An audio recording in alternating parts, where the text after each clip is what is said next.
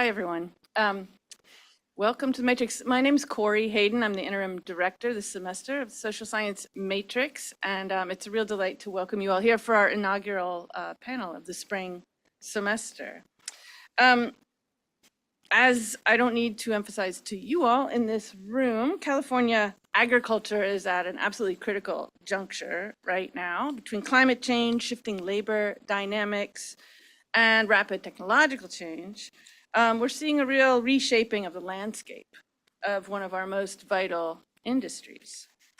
We've assembled here a really wonderful panel to help us navigate these transformations and their far-reaching implications, not just for agricultural communities, but also for the economy writ large. So we're going to explore how farmers, policymakers, tech innovators are grappling with the changing climate and are embracing or questioning new technologies. So together as a panel, we're going to examine how these trends are reshaping the fabric of California agriculture and what it means for the future of food, sustainability, and our collective livelihood. Now, this event is sponsored by the co-sponsored by the UC Berkeley Center for Science, Technology, Medicine, and Society, the Berkeley Food Institute, the Berkeley Interdisciplinary Migration Initiative, and the Institute for Research on Labor and Employment. So thanks to all of our partners in bringing this event to fruition. Now, before I turn it over to the panelists, I just want to give you a quick preview of some other events we have coming up at Matrix. Next week, in fact, starting February 4th, a New Directions panel with emerging research from advanced graduate students on the study of fringe politics. February 10th, an Author Meets Critics panel on Society Despite the State, Reimagining Geographies of Order with the author Jerónimo Barrera de la Torre in geography. A Matrix on Point event on Los Angeles wildfires, and more. So we were just saying here with Tim that there are very few things right now that are not timely slash in an emergency footing, but I hope you will join us for a bunch of these events, and we'll see where we're going in this world of ours right now. Let me now introduce the moderator for this panel, Professor Tim Bowles. Tim Bowles is an associate professor in the Department of Environmental Science, Policy, and Management, a member of the Berkeley Agroecology Lab, and by virtue of sitting at this table as a moderator, an honorary member of the social sciences. His research focuses on supporting transformations of our agricultural system from one that is currently reliant on intensive synthetic inputs to one based on ecological processes. He's interested in how diversified, biologically based farms affect soil health, resource use efficiency, and resilience to environmental change, especially drought. He has a PhD in ecology from UC Davis and a BA in molecular and cell biology from Vanderbilt University. So without further ado, I will turn the panel over to Tim's capable hands. Here you go. Thank you for this.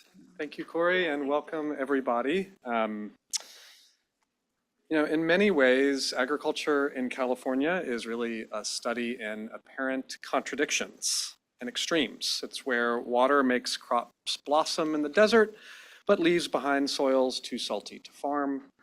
It's where some farmers can get rich growing high-value crops, but farm workers are left as among the most vulnerable and marginalized people in our society, where the largest synchronous bloom of flowers occurs in the world in the Central Valley and with almonds every spring, but where the loss of habitat and pesticides make much of the landscape too toxic for bees, and where some of the most advanced and innovative agroecological farmers who've inspired generations of other farmers and activists are neighbors with some of the most intensive chemically dependent farms in the world.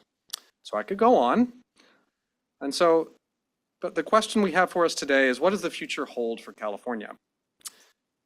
Do the seeds of a more sustainable and equitable future for California agriculture lie somewhere in all of these contradictions and extremes? Is it waiting to germinate and grow? So I think our panelists will help us answer these important questions. And just to give you a little bit of a preview, we'll have 3 presentations from each of our panelists in turn, and then we'll have time for questions and answers after that. And so I'll introduce each of them prior to their presentation, and I want to start with Dr. Federico Castillo.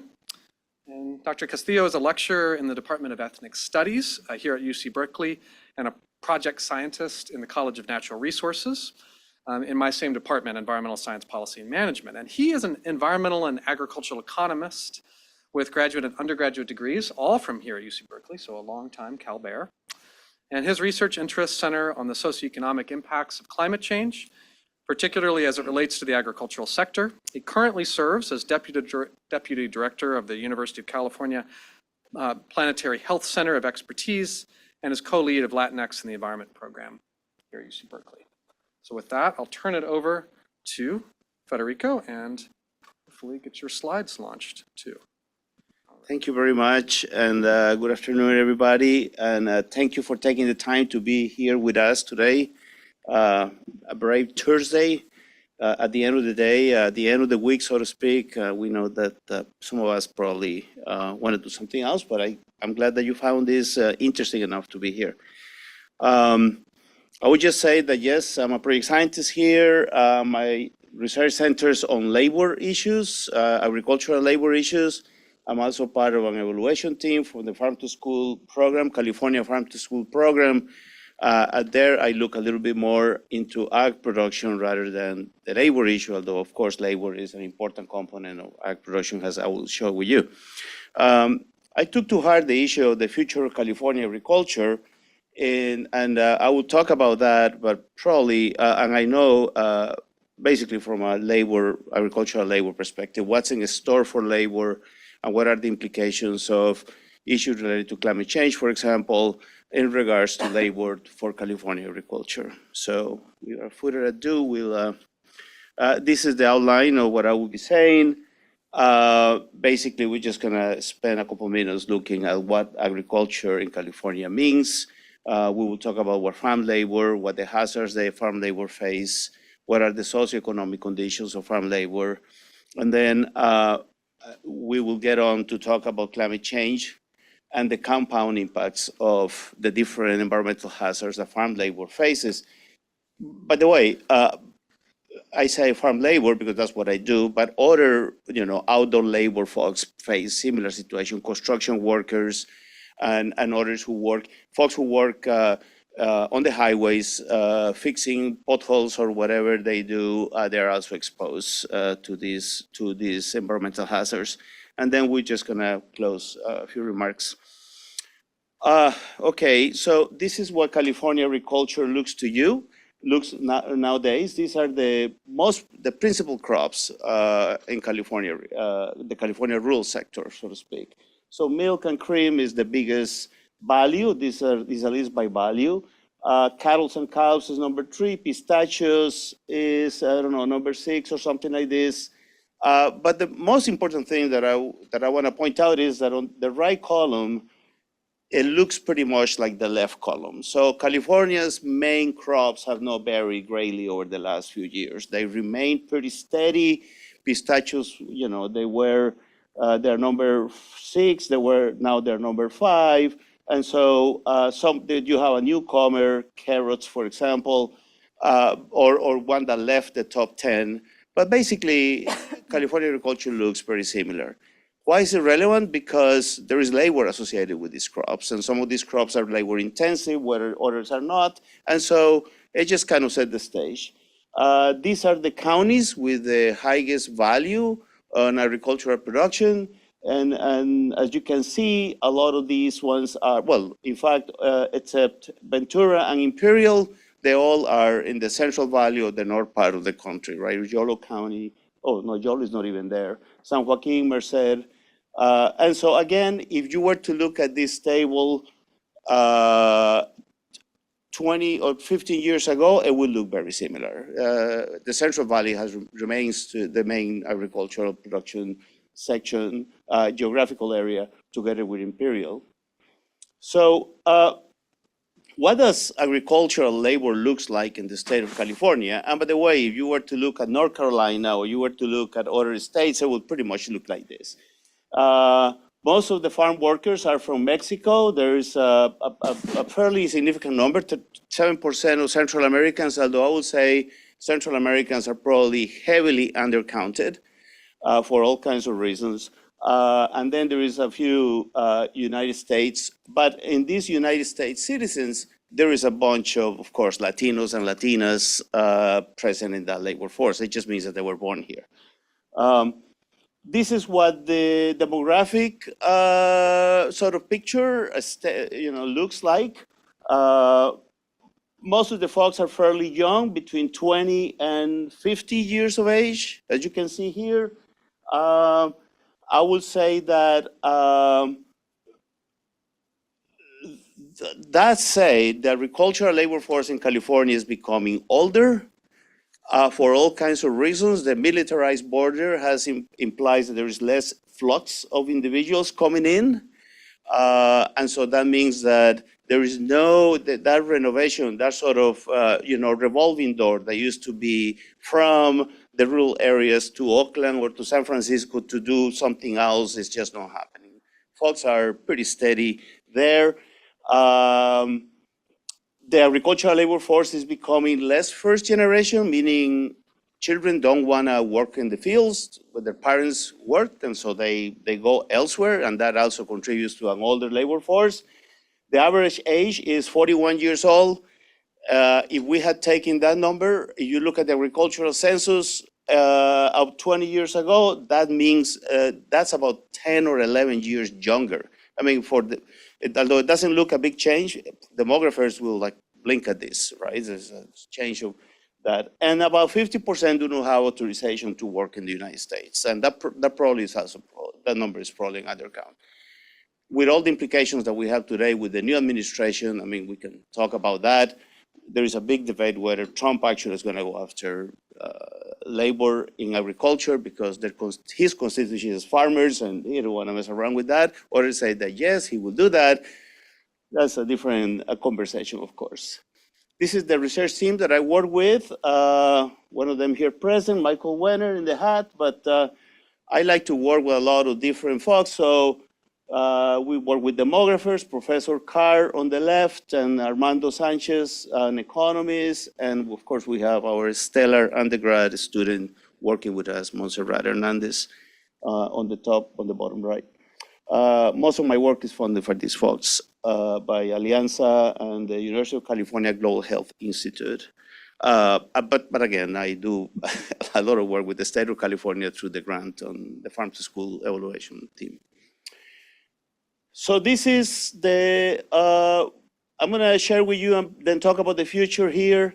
These are some of the top producing counties in the state of California on the left. And on the right, you see the heat incidence. And as you can see, heat incidence kind of matches almost to a tilt where the most agricultural production in California is. That means that the labor force is very exposed to heat in those states. So what we did there was we look at how agricultural production, and you will see a progression and what it means, in my opinion, for California agriculture. Here we look at how heat impacts agricultural productivity through a metric that we call the farm labor requirement, and what does it mean for agricultural production. In other words, farm workers are exposed to heat. They, in turn, become less efficient for obvious reasons. They are more prone to accidents. They might even miss days of work. And so that means there is less tons of stuff being harvested out there. And we did this. This is the sort of method that we did, a very simple thing.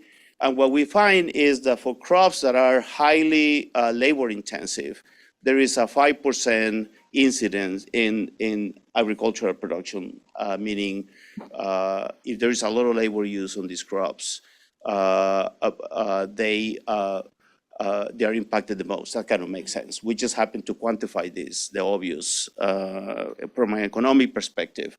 For crops, this means onions, watermelons, and 5% doesn't seem a lot, but when you start adding things up, it's on the millions of dollars. And for other crops, less labor intensive, such as, say, onions that are now being mechanized and others, the impact is less. So what does it mean? It means that with a very steady labor force in the future, with a current steady labor force, farmers can expect to become less and less able to hire, and that the only salvation for agriculture will be technological change, meaning some crops will have to become more capital intensive in terms of machinery. And if that doesn't happen, then there's going to be some adjustment, because you cannot even if you have more land available to you, you don't have the labor to satisfy that, then you cannot just produce. And we do that in another study later. But the most important thing for me is the farm workers are exposed to double whammies, double threats. In this case, we did COVID and heat, because COVID, we did a study in year 2021, early 2021. We surveyed 380 farm workers, and we asked them if they have been impacted by COVID and by heat, and if they have reduced the number of hours and whatnot. We were surprised. We thought that farm workers were just going to decrease the number of hours due to disease, either COVID or due to heat exposure. It turns out that that is not the case. Workers, and we did a lot of focus groups here and whatnot, workers went on to work with COVID, and workers, even if the temperature or the heat index, which is what we use, was reaching, say, 105 or something, they were still out there. And this is important to understand. Farm workers are in a very disadvantageous position. So although this seems contradictory, oh, well, farm workers are not reducing the number of hours. Well, guess what? They have to. They're already low income. There is a power difference between the relationship between either the labor contractor or the farmer and farm workers. In theory, they're supposed to leave the field the moment temperature reaches 90 degrees, but generally speaking, that is not the case. So what that means is that the labor supply due to the occurrence of these two phenomena doesn't change. And that has a social cost and a health cost, of course. You will think that this is good for agriculture. I argue that given the static supply of labor coming from other countries, that is actually not good for agriculture in the future. We're now moving to heat and wildfires. I mean, all this happens because wildfires, they don't stop because there is a heat day, or heat doesn't stop because there is a wildfire. These things happen in conjunction, and farm workers are exposed to both of these. And we are actually writing a proposal at this point in time. We don't know if with the new administration that's going to happen, but we're writing a proposal where we move from COVID and heat to wildfire and heat. And we use a statistical method, the Heckman model, so I don't have the result. I have the results for COVID and heat, but I think they're boringly numeric, so I will skip them. The other thing with agriculture and the future of agriculture is information. And so I'm part of a team at University of California, Santa Cruz, one of those climate action grants, where we generate information with the idea that providing that information to communities and to farm workers, they will be able to adapt better to climate change. And so if you have not seen the naive, the kind of wishful thinking here, you probably should. We develop a series of tools, and we realized that this was going to be the case, by the way, but we develop a series of tools like maps, and other digital things on cell phones where people can check, okay, I'm going to be working in this area, is 95, right? So I probably shouldn't be there. But do people really don't go there? Of course, the answer is they go. They need the money. They have to pay the rent. They have to do stuff to make a living like most of us, except that they're in a very perilous, disadvantageous situation here. And so we are developing a series of tools. We're now trying to work heavily with communities. We have met with Promotores de Salud, thank you, Tim, and so on and so forth, to come up with ways that actually farm workers can use these tools. We also have anonymous reporting tools. All this is about information. So in the future, information, as you know, comes through all kinds of sources nowadays. Information used to be a privileged thing. farmers will have weather information, but now farm workers have weather information. Everybody has weather information. You actually look at your phone, it's going to rain today. Should I take my raincoat? And one thing is that everybody acts on this information. So what's the future for California in that sense? The future is that unless we empower some sections of society, some sectors of society to act on that information, it doesn't matter what amount of information is there, right? So I don't have a clear answer for that. We had a meeting today, and again, we're consulting communities, anonymity of information, and so on and so forth. This is one of the tools. It's a map. It's in Spanish and English, so this is the Spanish page, and you can go and check on air quality, heat conditions, water issues, and so on and so forth, and you can actually make a choice in terms of, you can think of actions that you can take, but not necessarily take them. I always like to put this picture up because this is what the future of agriculture looks like. On the left, on the two graphs on the left, you have pesticide, chemical use in agriculture. And as you can see, the change between 1991 and 2017 is not much. And if we were to have a 2024 map, it will look exactly like that, probably redder. And on the right, you have a map that was developed by my colleague, Michael Wenner here, showing heat incidence in California. And as you can see, the redder areas on heat coincide almost to the tilt with the redder areas on pesticide use. That means that farm workers, again, are exposed to a double whammy, if you will, and that is not likely to change. We know that organic, for example, production has increased steadily. The value of organic has increased as well, but it doesn't mean that it changed much in the future. I am a big believer in community-oriented solutions. That's what we're doing in the project that I just mentioned in regards to information. This is one example. These are mobile stations that clean air and provide shade for farm workers. These are prototypes, of course.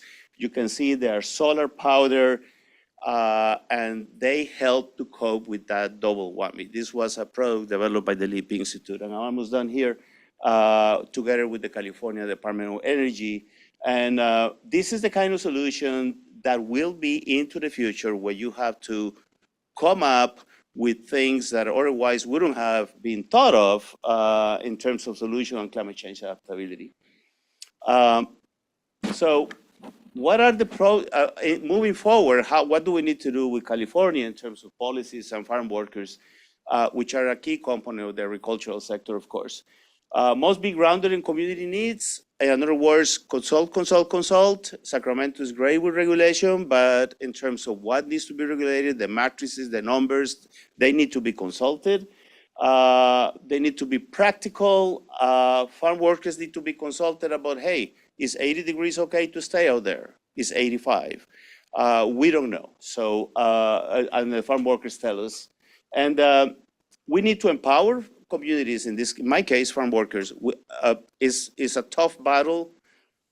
Nobody wants to give up power, and empowering farm workers through one way or another is something that the folks don't think too much of, either at the county level or at the state level, but that's just the only way here to go about. And with that, I want to thank you, and I hope we didn't put you to sleep. Thank you very much. All right. I don't know, if the QA... We'll wait till the... until the end. Yeah. Okay, well, thank you very much. You know how to move this. Yeah, all right. We'll work it out. Yeah, thank you, Federico. And thanks, everybody. So next up, we have Dr. Eric Edwards, who is an assistant professor in agricultural and resource economics just down the road at UC Davis. And he holds a PhD in economics and environmental science from UC Santa Barbara, and an MBA from the Simon Graduate School of Business at the University of Rochester. And some of his recent publications include The Capitalization of Property Rights to Groundwater in the American Journal of Agricultural Economics, Creating American Farmland, Institutional Evolution and the Development of Agricultural Drainage, as well as another one, Water, Dust, and Environmental Justice, The Case of Agricultural Water Diversions. And so let's welcome Dr. Edwards, and I will get your slides launched.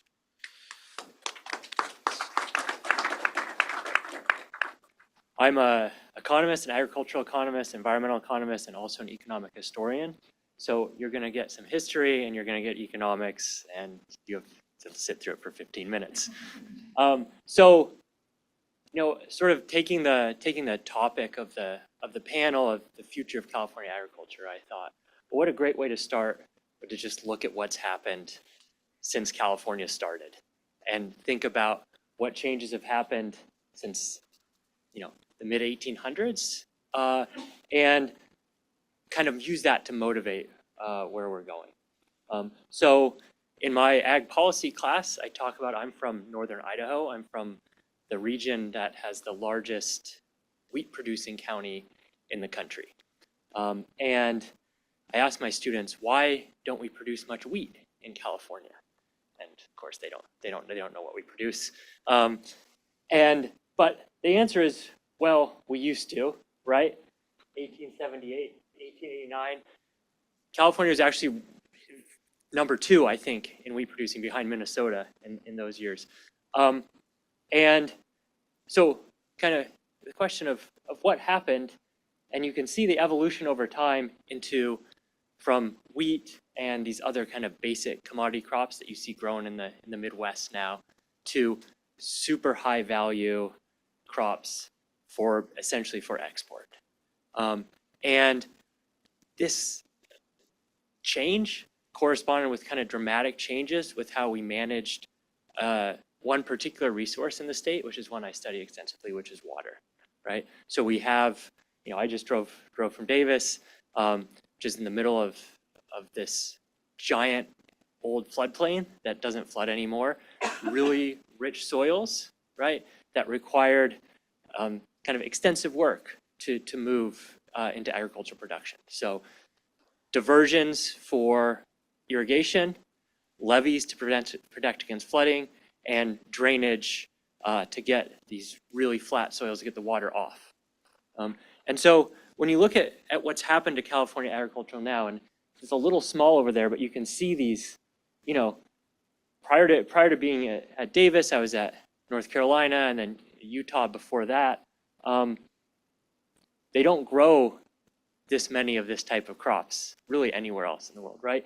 So you can see the variety, and just the kind of those colors are really representative of just kind of the value and the kind of the sheer magnitude of the economic engine that agriculture is in the Central Valley.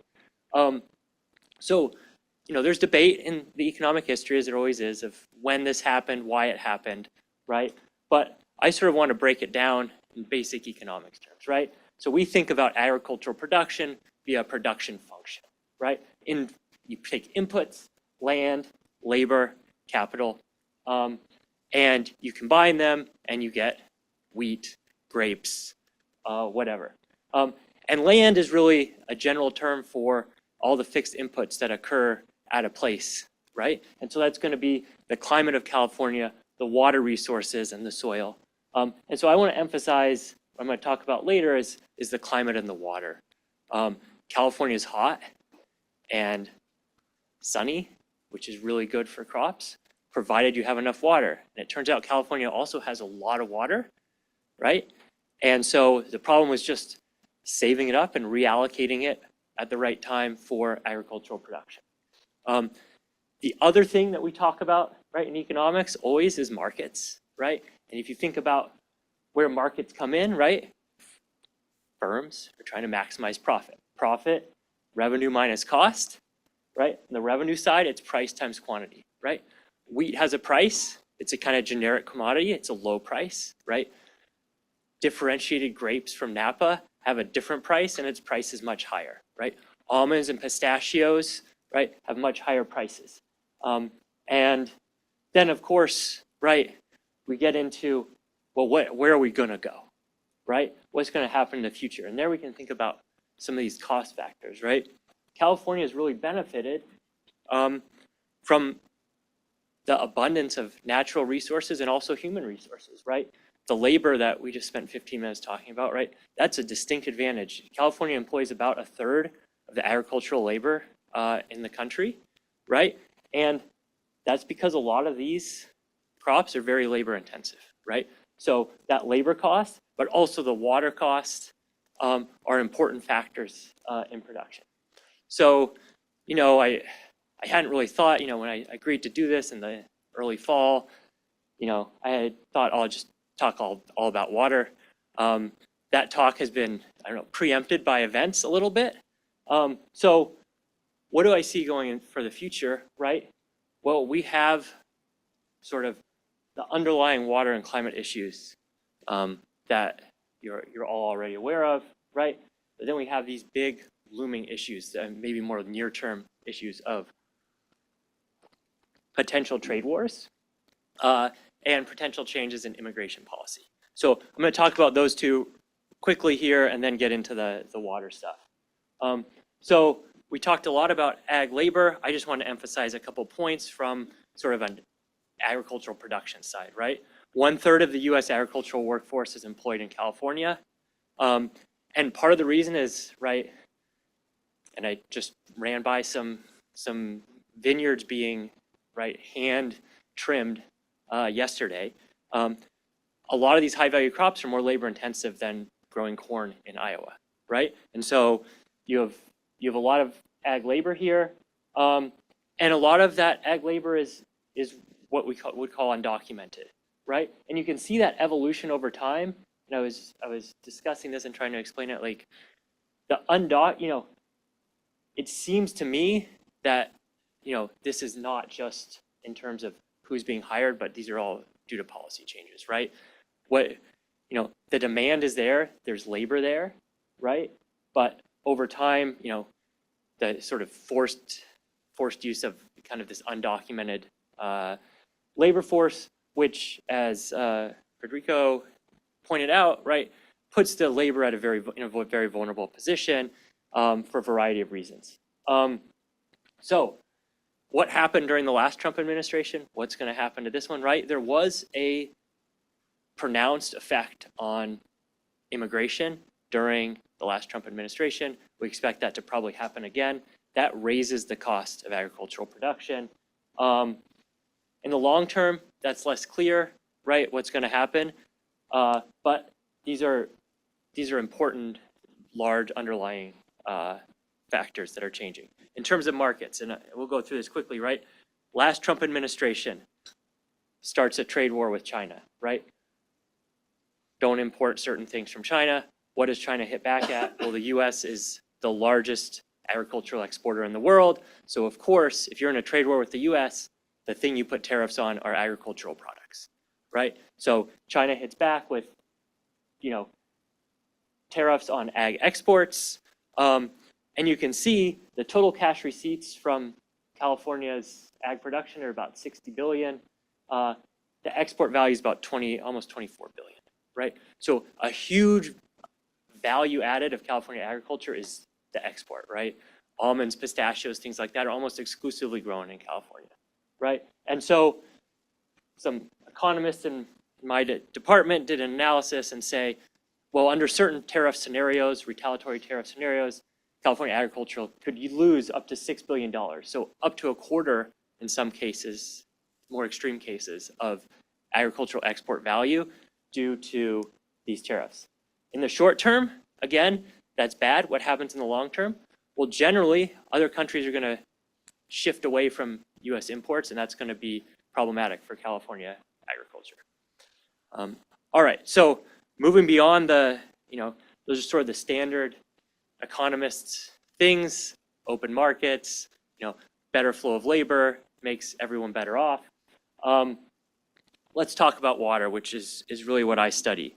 I think as this image points out, right, you can see these circles on the right of the amount of water used for urban uses, agriculture, streams and rivers, right? California is not a dry state, right?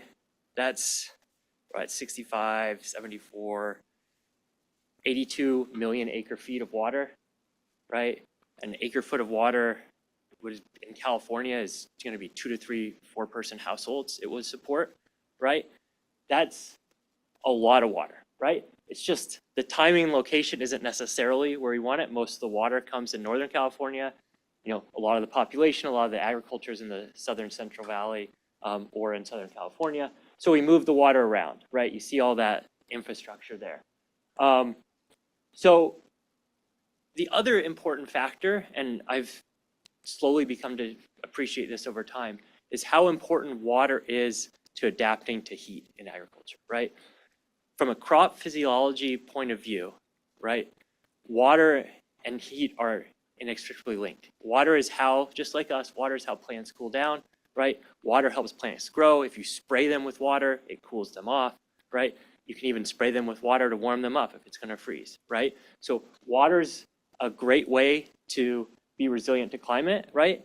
But that means having water. And so in California, a lot of times we talk about markets, right? And the reason for that is because water was allocated back in those early times in 1878, right? And allocated under a variety of different doctrines, but mostly under a prior appropriation doctrine of first in time, first in right, right? Well, not necessarily the first person who started using water is the highest or most important use today, or highest value or most important use. And so there needs to be a way to reallocate water. In particular, we're thinking, how do you reallocate scarce water resources during a drought from maybe senior water rights holders who are doing some low value agriculture to maybe higher value agriculture, trees, grapes that need water or else they're gonna lose their full investment, or to cities, or to environmental uses, right? How do you maintain stream flows for salmon during the dry times and things like that, right? All those later uses I've talked about tend to be higher value than the typical use in agriculture, even for our productive agriculture in the Central Valley. And so some of the work I've done on the Salton Sea offers an example. So water markets and markets in general, right, work to reallocate goods and services in mutually beneficial exchanges, right? But the Salton Sea offers a key example of some of the risks associated with this as well, right? So in the Salton Sea, which has one of the largest irrigation districts in the country, the Imperial Irrigation District, near it, right, in Imperial County, right, has been diverting water, owns a majority of California's water rights to the Colorado River, about 3.1 million acre feet. And from those water rights, right, they irrigate a large amount of Imperial County. A portion of that, maybe about a third of that water that they irrigate, runs off the cropland and into the Salton Sea. And it's been maintaining the Salton Sea's elevation for 100 years and more, right? Well, Imperial is under a lot of pressure because California is using too much Colorado River water to reallocate some of the water. So they conducted a huge water transfer to the city of San Diego, right, San Diego County. And after doing that, the way they did that was they upped the efficiency of their water use, right? Which meant they lined their canals, they reused tailwater that ran off the fields to irrigate again, right? And became very efficient. That also meant, right, the water went to crops, not to the Salton Sea. So the Salton Sea has been shrinking, and what we've been showing is that there's increasing dust pollution as a result, and that dust pollution disproportionately affects disadvantaged communities in the region. And so, right, water, great adaptation to climate change, but there's risks with reallocating water, right? And then groundwater. And I think in the near future, the implementation and whether it's implemented of the Sustainable Groundwater Management Act is going to be the key driver of agricultural change in California. So this figure over here shows the potential land fallowing in the Central Valley as a result of the need to pull agricultural production out to reduce water use to meet sustainability goals under the Sustainable Groundwater Management Act. So the blue on the right is kind of without trading. The blue on the dark blue is kind of without trading. The light blue is with trading. And so there's going to be a reduction in farmland acres. And with that, right, a loss of agricultural jobs. Reallocation of cutbacks using some form of market, right, will reduce the economic effects, right? So the low value agriculture will sell their water to the high value agriculture. there are key empirical questions. There's not a theoretical answer. There are key empirical questions of how these affect kind of some of the equity goals we might have, right? Maintenance of wells for small communities, which size farms lose their water, gain their water, and so on. There's some evidence that for certain, and, right, to what extent do markets, right, we know that they're going to increase value because that's what they're designed to do. To what extent do they increase or decrease the amount of agricultural jobs? These are all empirical questions because we don't know, right? Does the water switch from, low productivity to high productivity, low labor force to high labor crops or not? And so there's a lot of open empirical questions to understand in groundwater. And I'll just add as a concluding remark here that we've done some work on kind of the history of irrigation in the US, and groundwater has really been the key throughout the country to climate resilience. So you see areas that were able to put in wells, like the areas that were affected by the Dust Bowl in the 1930s, right? See virtually no losses, even in the most severe droughts, because they're able to tap that groundwater year in and year out, right? And that's going to be true in the Central Valley as well, is that's a key adaptation to climate change is the accessibility of groundwater. All right, thank you. Thank you, Eric. And our last panelist, Dr. Julie Guthman, is a distinguished professor emerita at UC Santa Cruz and principal investigator in the UC Agri-Food Technology Research Project. And her interests include California agriculture, alternative food movements, food and agricultural technology, international political economy of food and agriculture, environmental health, political ecology, race and food, and more. And so some of her past books and publications include things like The Problem with Solutions, Why Silicon Valley Can't Hack the Future of Food, Agrarian Dreams, The Paradox of Organic Farming in California. Say during my own PhD, that was a critical book that I read. Wilted, Pathogens, Chemicals, and the Fragile Future of the Strawberry Industry. And Dr. Guthman received a PhD in geography from here at UC Berkeley, and she was the recipient of a 2023 Distinguished Career Award from the American Association of Geographers, as well as a number of other awards for her work. And so with that, I'd like to welcome Julie.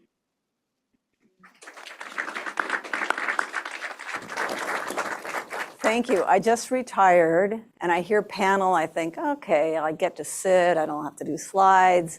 I have to get out of my sweatpants to be sure. So if you don't mind, I'm going to sit here. Is that all right? Okay, great, thanks. And you can hear me.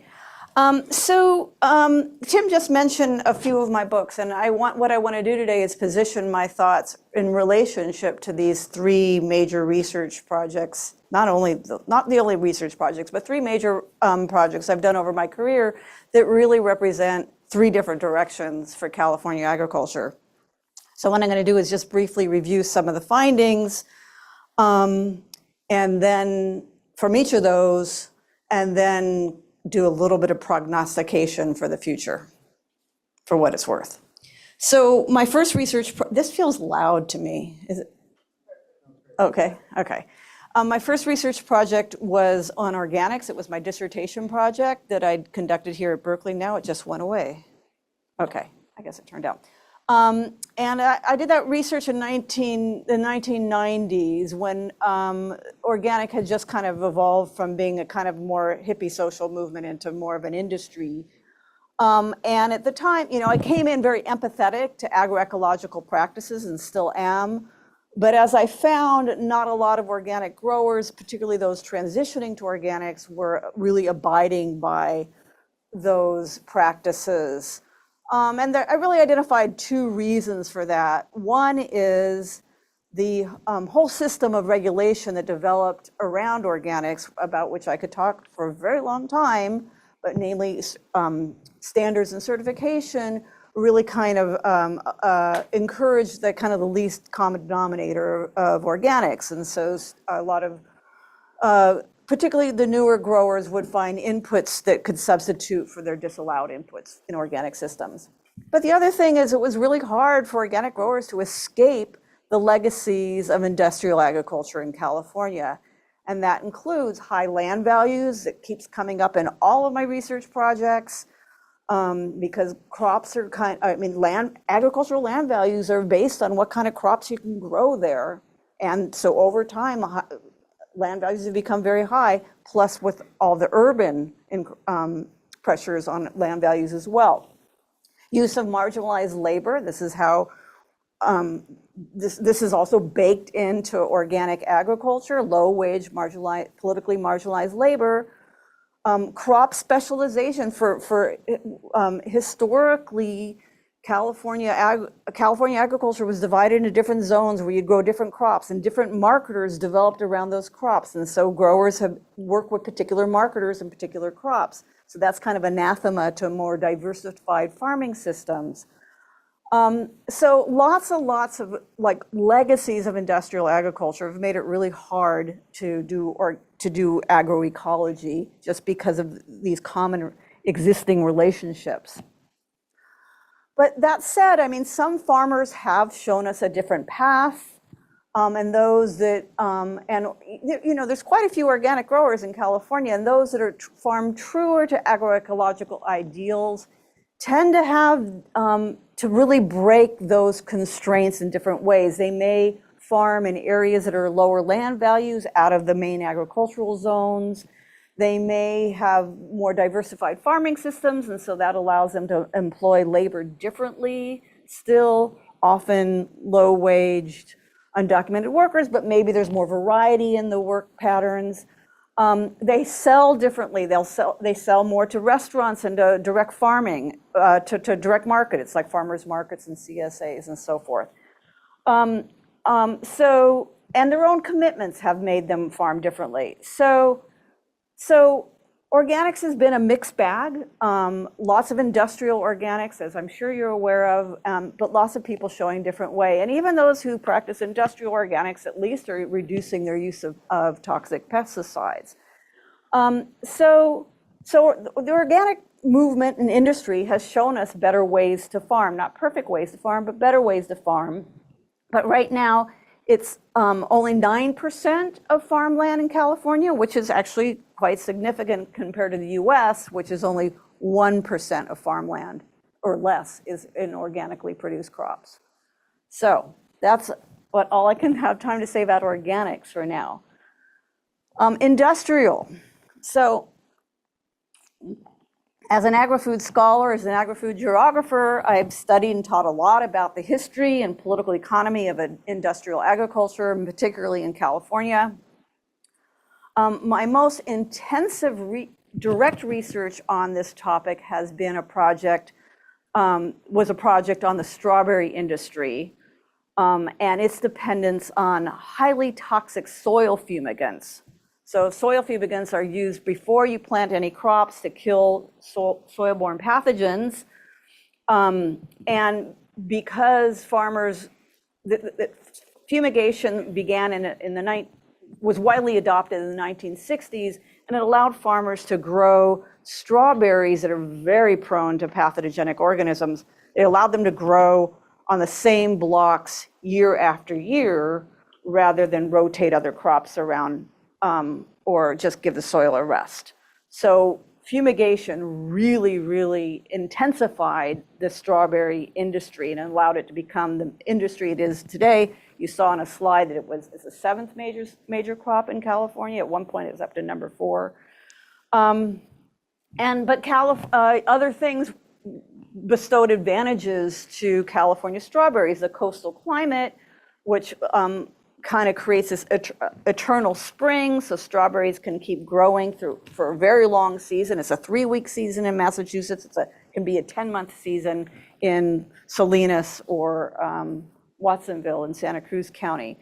The use of fumigants, of course, allowed the industry to intensify. a breeding mechanism built in for productivity. Again, marginalized labor. Strawberry harvesting is one of the worst jobs in California agriculture. If you've ever driven through strawberry country, you see people running through the fields with crates because they're paid on piece rates, because the growers say that's what the workers like, but the workers like only the workers that can pick fast enough to make a good wage actually like that at all. But it's extremely intense labor. So they're paid on piece rates, and that means as much as they pick, they can get a decent wage, but it's not a full-time wage. So they end in 5 hours. Anyway, so all these things that bestowed all these advantages to the strawberry industry have now kind of turned on their head. And I already said it's an intense pesticide regime. So there's now tighter restrictions on these soil fumigants, and I'm actually working on a committee that's sponsored by the Department of Pesticide Regulation, looking at maybe further restrictions on 2 other fumigants, which is totally freaking the strawberry industry out. Labor shortages. I mean, when I was doing my research 5 or 6 years ago, growers were bitterly complaining of labor shortages, and the labor shortages exist in part because they don't want to pay decent wages, but also because of our strict border policies. And, you know, we've all been following the horrific news this week, and this is obviously going to get a lot worse. Land prices and shortages. There's only, strawberries do really, really well on the coast. They don't do so well elsewhere, and the coastal land competes with housing. Strawberries are often seen as the last crop before housing. So that's bearing on that, and climate change is bearing on the strawberry industry as well. And particularly hotter climates bring in those the salt or make more salinization in the soil, but also make the strawberries less resistant to these soil-borne pathogens. At the same time, it's really hard to change these practices. Not because there's a lack of options. There are ways to grow strawberries differently, and growers do it. They do it through very diversified systems. But again, these expectations of the monocropping of strawberries, which are a very high value crop, are built into the land values. So the system's baked in. Okay, next project, my most recent project that gave birth to the problem with solutions, was on Silicon Valley's interest in food and agriculture. And I got interested in Silicon Valley's forays into food and agriculture while doing the strawberry project. They were talking about introducing soilless substrate as a substitute for soil because soil was hosting these pathogens. They were talking about robots as a fix for the shortages, and labor shortages, and they still are. But so that's what got me into the project. That was a big collaborative effort. So, the question became, what could Silicon Valley bring to agriculture writ large to a sector that's long been subject to technological innovation, including innovations like soil fumigants that have caused all these problems. And it's interesting because the Silicon Valley techies were all saying, oh, agriculture is underinvested and there's not enough technology here. It's like, are you kidding? This is like one of the most technically, agriculture is highly technical, particularly in California agriculture, but it's been, the technologies have come often from the land-grant universities, not from the techies, who I'm really particularly mad at right now for all the reasons you understand. So the tech people were, at least at the beginning, kind of felt like they were presenting a third way. They used the language of sustainability and, of course, disruption, presumably wanting to disrupt big bad ag. But in practice, most of the technologies that Silicon Valley has brought to bear are either uninteresting or or are completely far-fetched, like air, protein made from air. seriously. I should have brought the slides. I can show you that stuff. Anyway, or they are really much kind of more of the same in terms of supporting industrial agriculture.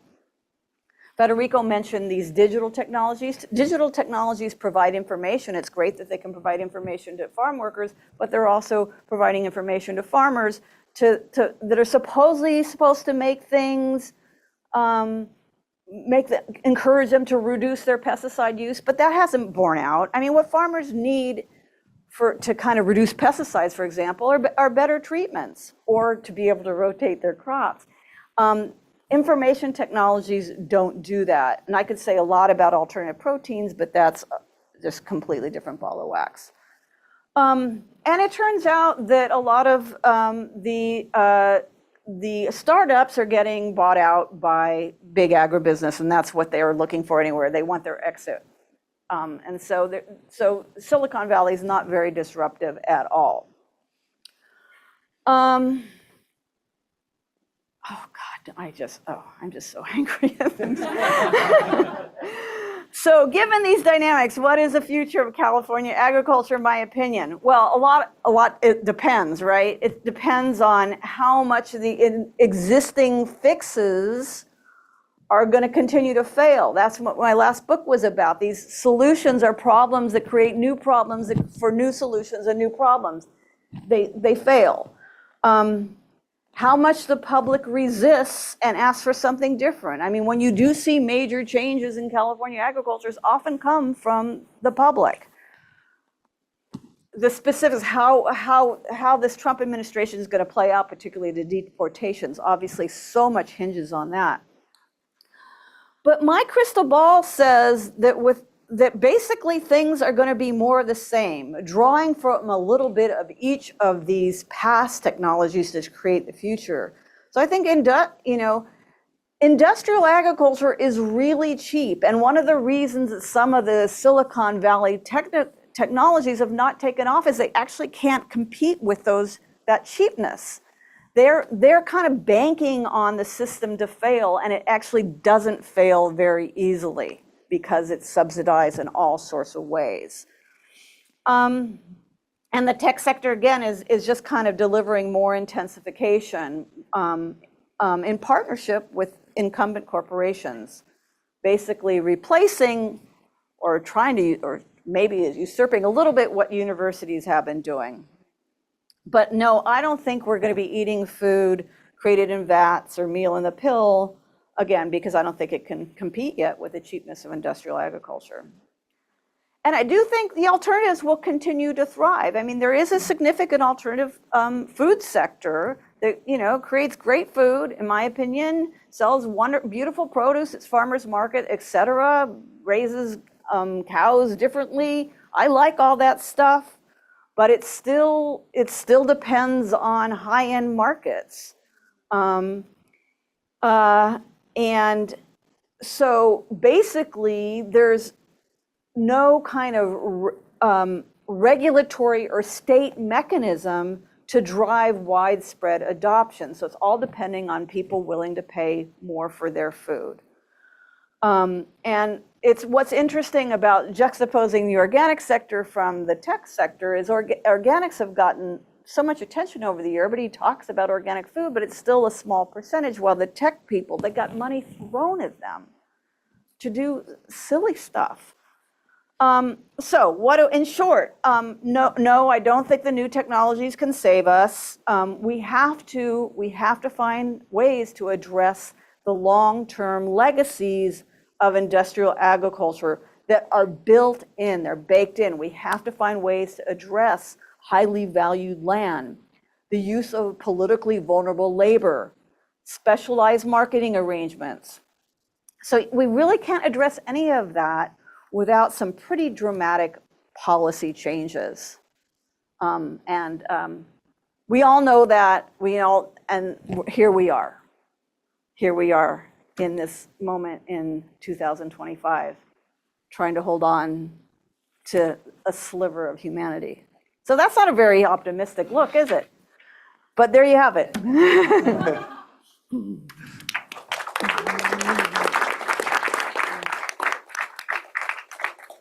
Thanks so much, Julie. We've heard about so many of the challenges: water, heat, justice for farm workers, land values, the lock-ins that kind of keep the legacy of industrial agriculture in its place here, constrain our options for change. And I think at least one thing is clear: there's not an easy pathway forward. I certainly have plenty of questions, but I don't want to be selfish. So let's open it up to our audience. And my first hand I see is back there. Yeah. Okay, good afternoon. My industry specializes in consulting for cannabis in Northern California. And since this seminar is about the future of agriculture in California, I didn't hear you mention cannabis at all. Just a rough cut. What do you guys think the future is? Crystal ball. Take that briefly. I mean, the future is now. We're already seeing the similar dynamics as a lot of the industrial players are kind of, now that it's legal, now the industrial players are taking over and squeezing out the craft producers who were growing in Humboldt forests years ago. I mean, that's what I know. I don't know a lot about it, but I think that's already happening. Questions.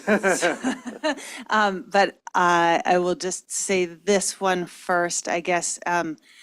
The certain people within the government would say that the future of agricultural labor lies in H-2A visas. And I wonder, maybe a brief explanation of those is worth it for the conversation. But I am curious about both your opinions of H-2A visas, but also whether they objectively could fill the gaps that certainly are going to come with much greater restriction on immigration.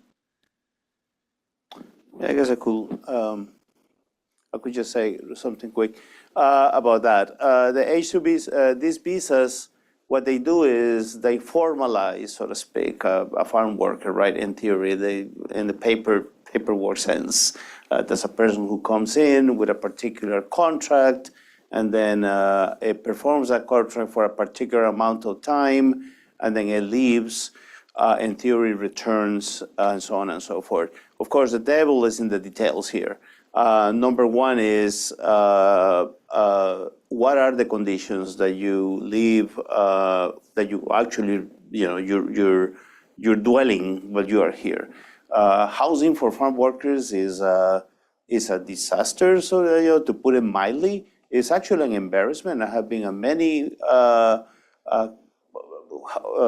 farm worker conditions in the northern Central Valley, and it's just that it's unbelievable that folks live under these conditions, right?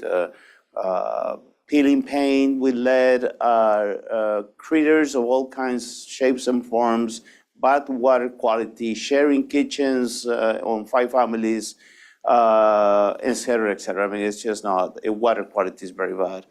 The buildings are not up to code, and so on and so forth. So you're bringing an H-2 visa folk to live under this condition, a person, then there is not much change here except that the person has a paper and in theory is not undocumented. So I have interviewed several farm workers who have these visas. They place them in big hotels. So they basically, a labor contractor gets the whole 100 rooms in a motel in the Central Valley, and they live there. But again, they're living 5 to a room. And so on and so forth. So the conditions are not that good. So I don't think that those visas solve the problem in terms of quality of life. And if we want to see any precedent to that, that would be the Bracero program, which was a visa type of situation. My wife's relatives came with the Bracero program, and most of them pass away, but they tell a lot of very ugly stories when it comes down to entering the United States and the living conditions. So I think at the visa program, if done properly, yes, right, because you come with a contract guaranteed salary and so on, but the living conditions and so on and so forth, in my opinion, are not necessarily there because of the visa program or that particular program. That's just my, I don't know if that helps with. I don't know if you want to say something. Or... We should take another question. Okay. Sorry it took forever. So. Red shirt right here. Thank you. I'd like to thank the panelists. I've learned a lot today. And I also have a lot of questions. And Federico, I'll hit you up later. My question is for Eric. And you talked about groundwater. And my impression, and I could be very wrong on this, is that a lot of the groundwater is ancient, from aquifers, and it's not really sustainable. Am I mistaken about that? Is groundwater a sustainable resource? So in California in general, yes, but basins vary. So for instance, in the central US, the panhandles of Texas and Oklahoma is over the high plains or Ogallala Aquifer. That's basically fossil water. So everything they're pulling out, maybe a tiny bit of recharge, but basically there's no way to make it sustainable and do agricultural production. In California, a lot of the Central Valley aquifers are recharged from, kind of the overall hydrologic process coming off the Sierra Nevada, and they could be managed sustainably. They're not, in part because it's difficult to reach agreements among all the users in a basin on how to do that. And so what you see is, but it's very spatially heterogeneous. So what you see is these areas where there's rapid depletion. And what a hydrologist will tell you is, yeah, those essentially to get the water levels back up, you might have to wait 100 years, right? So in sort of the scale of our lifetimes, maybe some of those are being mined essentially down. But other areas in managed recharge, there's much more potential to bring things into sustainable management. But I think overall, especially south of the Delta, there need to be cutbacks kind of across uses to bring them back into sustainable levels of use. Up towards the back there, I see a black sweater maybe. Thank you. We've talked obliquely about the federal government, but it strikes me that the state government is actually really, really important in all of your presentations. And it seems like I really appreciated you saying, oh, Sacramento's good at creating regulations. They're really bad at enforcing them, right? On the one hand, they're really good at enforcing, at least somewhat, the rules around pesticides and strawberries, right? Labor regulations, terrible. And so it seems like the real question about SGMA and its eventual impact on California agriculture really comes down to, do you think the state will actually enforce it? And it seems to me like the real kind of unifying question for all of your presentations is California going to continue to have the get rich now strategy, or are they going to try and enforce regulations that would make California agriculture more sustainable? I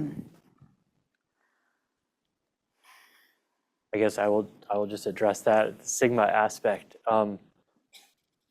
I think there is an open question of whether there's a stick, and so to speak, of getting different basins to collectively manage their groundwater.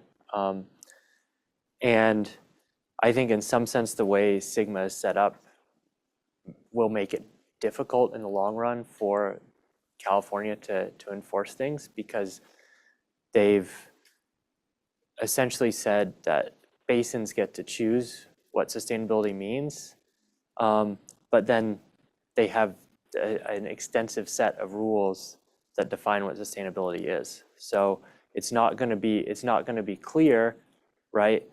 Is a basin in sustainable use or not, which will leave a lot of questions unanswered. I think in my own research, we've looked at, what are the drivers of difficulties in managing groundwater basins, across the US and across the world. And fundamentally, it's that there's just a lot of heterogeneity in what people want to do with the water.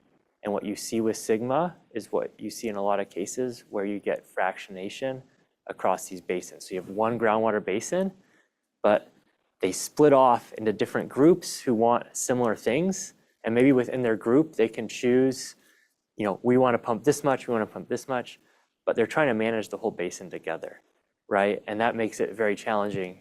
I think the opportunity of Sigma is to figure out a way to kind of compel some negotiation and forced agreement. But whether that or how that will happen, I'm with you. I'm not optimistic that it will be enforced in the way that I think that creators of the law intended. Can't help just one quick editorial. So also we have to keep in mind that regulations have trade-offs, and the cost of regulatory compliance will fall disproportionately for small and mid-sized producers.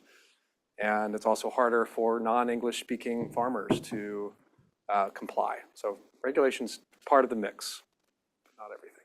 Sorry for interjecting. I saw this hand here with the blue sweater. Okay.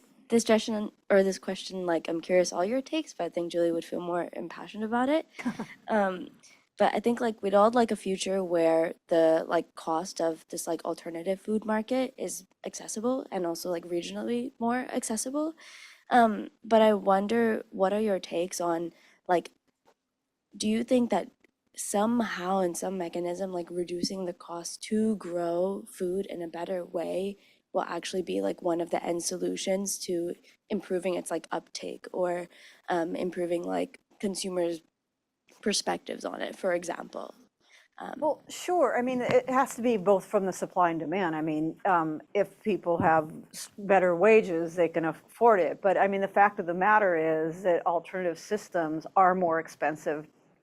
For instance, if you're using a diversified farming system, or you're growing strawberries that way, you have to rotate it. Broccoli works really well as a kind of fumigant, but broccoli doesn't get as much in the market as strawberries do, right? So you have to rotate broccoli. Well, so the only way to kind of break, so something has to, it's maybe not making those kind of ways less expensive to grow, but making, it's like industrial agriculture is very cheap to grow. And it's cheap because of the water subsidies. It's cheap because of the subsidies of our immigration and border system. It's cheap because of, it's not cheap because of land. So it's cheap because of it, the university has provided technology,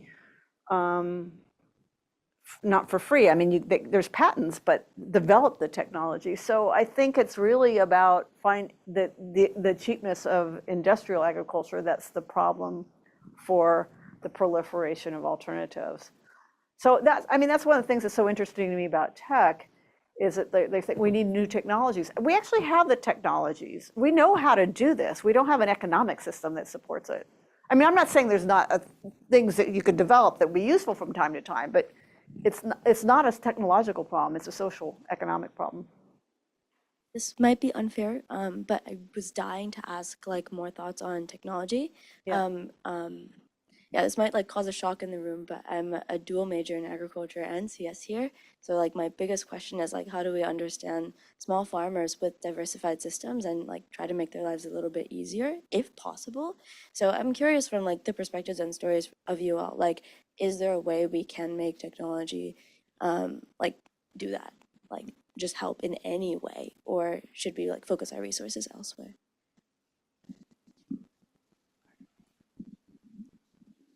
Wanted to add something to the issue of breaking the logjam between supply and demand and cost and this and that. Yeah.